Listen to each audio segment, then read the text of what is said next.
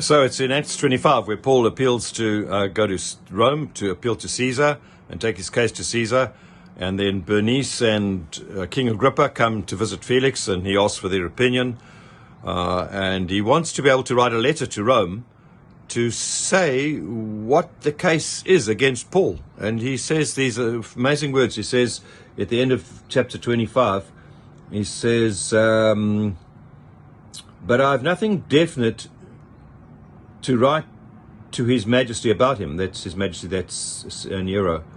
Therefore I have brought him before all of you, and especially before you, King Agrippa, so that as a result of this investigation, I may have something to write.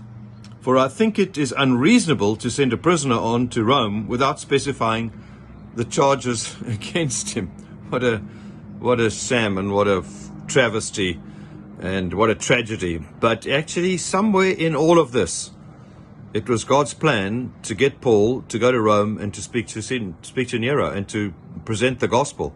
And I've said before that I believe that's what the book of Luke and the book of Acts are about. They're a pre-trial brief.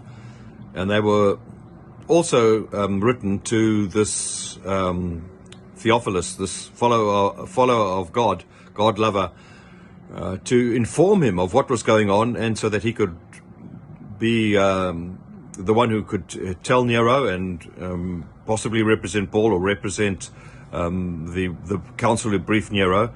But it's written as a pre-trial brief to show that the way of Jesus, the way that Paul was preaching and living, is a continuation of the Jewish scripture.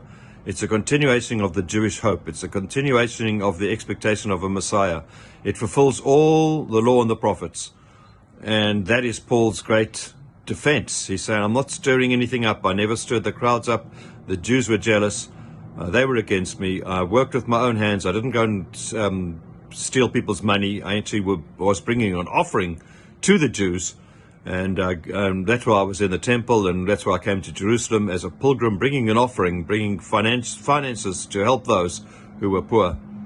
And now those who are jealous have stirred up things against me. It's a pre-trial brief, and we see that right throughout the book of Acts. But now Felix is wondering, what on earth do I say to Caesar? Because I've got nothing to say about this man being guilty.